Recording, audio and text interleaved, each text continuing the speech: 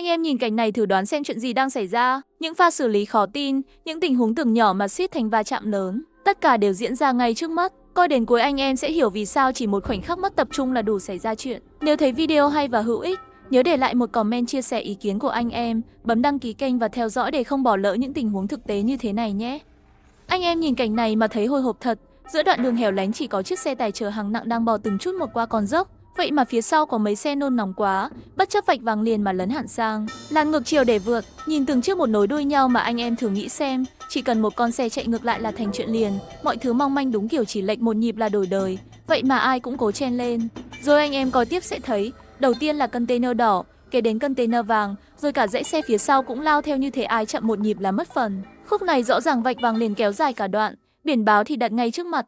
Vậy mà nhiều bác vẫn nóng ruột không giữ nổi. Chỉ cần nghĩ đến cảnh góc qua mà đổ ra một chiếc xe ngược chiều thôi là đủ rùng mình. Đôi khi chỉ một lần nôn nóng như vậy cũng đủ biến đường về nhà thành điều gì đó không ai muốn nhắc lại. Tình huống tiếp theo diễn ra nhanh đến mức ai nhìn cũng phải nín thở. Chiếc ô tô đỏ bất ngờ tăng ga để vượt dù khoảng trống phía trước hầu như không đủ cho một cú đánh lái an toàn. Chỉ vài giây sau, mọi thứ diễn ra đúng như nhiều người lo. Chiếc xe này không kịp chen vào hàng và tông thẳng vào đuôi xe tải phía trước. Phần đầu ô tô vỡ nát. Còn âm thanh va chạm vang lên như lời nhắc rằng chỉ một khoảnh khắc nóng vội cũng đủ khiến cả hành trình đổi hướng bất ngờ. Trong cabin, tài xế may mắn vẫn tỉnh táo và không bị thương, nhưng nhìn vào hiện trường thì ai cũng hiểu cú tông này không hề nhẹ. Lý do quá rõ ràng, cố vượt khi không còn đủ không gian, lại đánh giá sai vận tốc của xe tải trước mặt. Nếu lúc đó có thêm một chiếc xe đi ngược chiều hoặc tài xế phản ứng chậm nửa nhịp thôi, hậu quả có thể đã khác xa. Một tình huống chỉ kéo dài vài giây nhưng đủ để làm người ta hiểu rằng có những quyết định nên giữ lại, không phải lúc nào cũng cố cũng thành.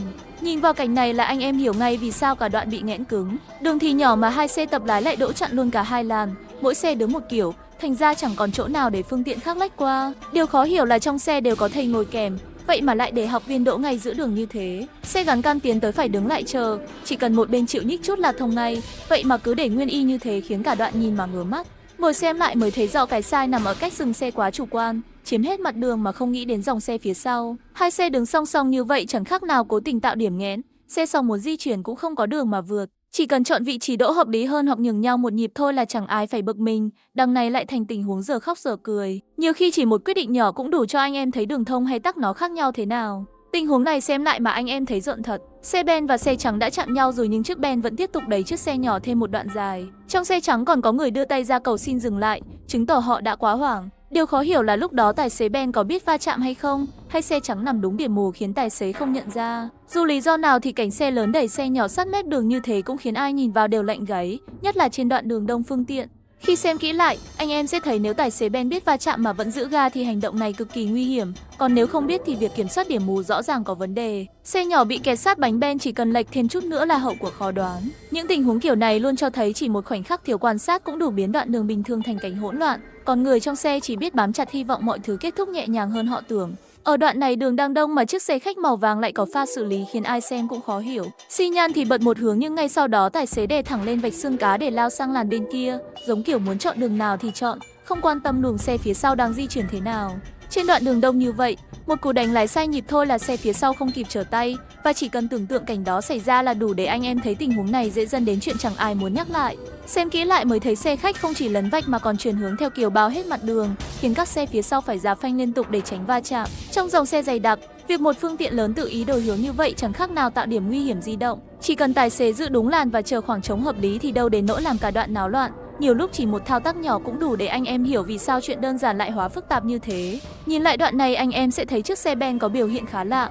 Thay vì chạy thẳng thì tài xế lại cho xe lùi ngược ngay giữa đường. Còn Saki mới hiểu ý đồ là muốn tránh đi qua chốt kiểm tra phía trước. Nhưng việc lùi xe giữa đoạn đường đang có nhiều phương tiện như vậy cực kỳ nguy hiểm. Chỉ cần lệch hướng một chút là có thể quét trúng xe máy hoặc ô tô phía sau. Những pha xử lý kiểu này chỉ khiến tình huống vốn bình thường trở nên căng thẳng hơn nhiều.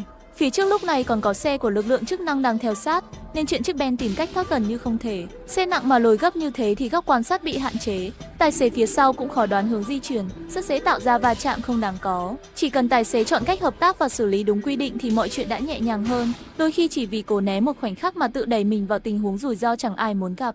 Nhìn lại cảnh này anh em sẽ thấy chiếc ô tô đỏ cố chen lên trong khi con phố đã chật kín xe lớn. Chỉ một cú đánh lái thiếu chuẩn, xe đỏ bị quệt vào thân xe tải bên cạnh rồi xoay tròn ngay giữa đường. Từ lúc mất lái đến khi lọt vào khoảng hẹp giữa hai xe tải diễn ra cực nhanh, gần như không có cơ hội xử lý. Trong dòng xe đông như vậy, chỉ cần chọn sai thời điểm vượt là tự đặt mình vào thế bị động, và khoảnh khắc chiếc xe xoay vòng đã cho thấy mọi thứ mong manh đến mức nào. Khi xe đỏ xoay xong, nó bị kẹp lại ngay giữa hai xe tải đang di chuyển, đúng kiểu kẹt nhân mà không ai muốn rơi vào. Tài xế xe tải phía trước phanh kịp nên hậu quả không nặng hơn, nhưng xét toàn tình huống thì lỗi lớn nằm ở việc xe đỏ cố gắng len lỏi trong khoảng trống không đủ an toàn, lại ở vị trí tầm nhìn hạn chế của xe tải. Xe lớn đâu dễ thấy một chiếc xe còn áp sát như vậy. Nhìn lại mới thấy nhiều khi chỉ cần giữ nhịp chậm hơn một chút thì đã tránh được cảnh thót tim này và khỏi phải tự đưa mình vào vị trí nguy hiểm nhất đoạn đường. Trong đoạn này anh em có thể thấy toàn cảnh từ đầu đến cuối để hiểu rõ va chạm xảy ra thế nào. Xe gắn cam đang giữ đúng làn thì chiếc bán tải từ phía sau vượt lên bên trái, nhưng lại áp sát quá mức khiến hai xe va quệt ngay khi chưa kịp tạo đủ khoảng cách an toàn. Đường phía trước còn có xe chạy xuống ở làn ngược chiều, nên việc vượt trong lúc không đủ không gian chỉ khiến tình huống trở nên căng thẳng hơn. Nhìn lại cảnh này mới thấy có những pha xử lý chỉ sai nửa nhịp là dính chuyện ngay. Khi xem chậm lại, lỗi chính nằm ở chiếc bán tải chọn thời điểm vượt không hợp lý. Dù vạch đất cho phép nhưng điều kiện thực tế lại không an toàn. Khoảng cách với xe gắn cam quá gần, còn luồng xe ngược chiều đang tiến lại, khiến cú vượt này gần như không còn dư địa để xử lý nếu có tình huống bất ngờ. Sau va chạm hai tài xế có dừng lại trao đổi, nhưng nhìn toàn cảnh thì anh em cũng hiểu chỉ cần giữ khoảng cách tốt hơn và bình tĩnh thêm chút thôi là đoạn đường này đã trôi qua nhẹ nhàng hơn nhiều.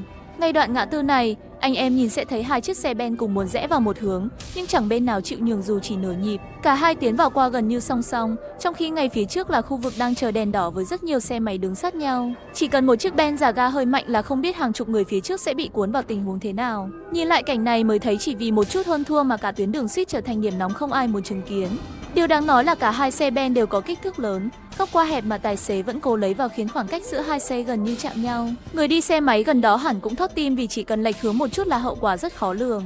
Sau sự việc, hai tài xế được mời lên làm việc và nhìn lại toàn cảnh thì anh em cũng hiểu đôi khi chỉ một nhịp bình tĩnh, nhường nhau nửa mét thôi là tình huống đã nhẹ nhàng trôi qua, chứ không phải để cả đoạn đường phải nín thở như thế này. Xem lại đoạn này anh em sẽ thấy sau khi vượt được ông Tô, người đi xe máy lại bắt đầu chạy kiểu khó hiểu, lạng qua lách lại ngay đầu xe, giống như cố tình chặn đường và gây ức chế cho tài xế phía sau. Trên một đoạn đường quay hẹp như thế, việc đánh võng sát đầu ông Tô nguy hiểm hơn mọi người nghĩ, chỉ cần tài xế ông Tô xử lý chậm nửa nhịp là cả hai đều lao vào thế khó tránh. Nhìn cảnh này mới thấy đôi lúc chỉ một hành động bộc phát cũng đủ khiến đoạn đường yên bình thành tình huống căng như dây đàn. Người đi xe máy tiếp tục thể hiện sự bực dọc, vừa chạy vừa quay lại như đang thách thức, khiến dòng xe phía sau cũng phải giảm tốc độ vì ngại xảy ra va chạm. Không rõ trước đó hai bên có mâu thuẫn gì không, nhưng kiểu chạy này rõ ràng đang đẩy mọi người xung quanh vào nguy cơ không đáng có. Đến khi xe máy dừng lại, không khí mới bớt căng, nhưng nhìn toàn cảnh thì anh em cũng hiểu chỉ cần giữ cái đầu bình tĩnh hơn một chút thôi là đoạn đường đã chẳng bị biến thành cuộc đối đầu đầy rủi ro như vậy. Đoạn này anh em nhìn sẽ thấy chiếc xe khách 16 chỗ quyết chạy thẳng vào khu vực đang ngập nặng, dù mặt nước dâng lên gần hết bánh và dòng chảy khá mạnh. Chỉ vài giây sau khi xe lao vào, anh em có thể để ý tiếng máy yếu dần và chiếc xe bắt đầu chững lại giữa đoạn nước sâu. Với xe lớn mà hút nước vào hệ thống thì chết máy gần như chắc chắn. Chưa kể lúc đó xung quanh chẳng có đường nào để xoay sở. Nhìn cảnh này mới thấy chỉ cần vội một chút là lại tự đẩy mình vào đúng chỗ khó nhất con đường. Cuối cùng xe không vượt qua được và phải đứng im giữa dòng nước, buộc tài xế gọi cứu hộ đến kéo ra. Đây là tình huống mà ai xem cũng hiểu nguyên nhân nằm ở quyết định cố chạy khi điều kiện không cho phép, bởi nước ngập sâu khiến hệ thống điện và đường hút gió của xe dễ bị ảnh hưởng. Nếu lúc đó tài xế chịu chậm lại một nhịp và đánh giá kỹ mức nước thì đã tránh được cảnh phải đứng giữa đường chờ cầu kéo, vừa tốn thời gian vừa gây thêm rủi ro cho chính mình lẫn người đi đường. Xem lại đoạn này thật sự khó tin anh em ạ. Ngay ngã tư đang dừng đèn đỏ, hai cô dựng chân chống giữa đường rồi ngồi hẳn lên xe máy nói chuyện như đang ở sân nhà chứ không phải ngoài phố.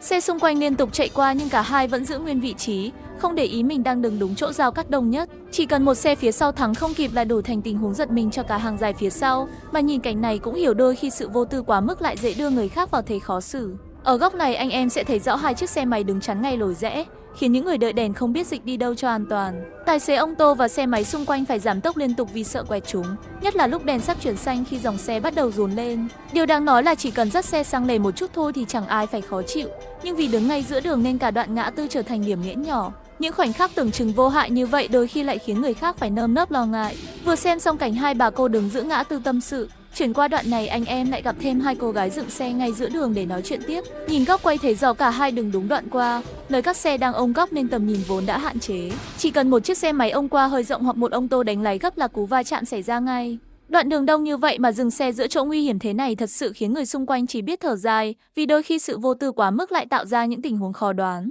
Cả hai cô vẫn đứng đó trò chuyện như đang trong sân nhà, trong khi dòng xe phải né qua từng chút một để tránh va phải. Ngay tại giao lộ mà dựng xe kiểu này không chỉ làm rối nhịp lưu thông mà còn đẩy người khác vào cảnh bị động, bởi chỉ cần một xe phanh không kịp là hậu của chẳng ai đoán được. Xem lại toàn cảnh mới thấy chỉ một hành động đơn giản là dắt xe sát lề thôi cũng giúp cả đoạn đường nhẹ nhàng hơn, còn giữ nguyên giữa đường thế này thì chỉ khiến ai đi qua cũng phải lo lắng thay.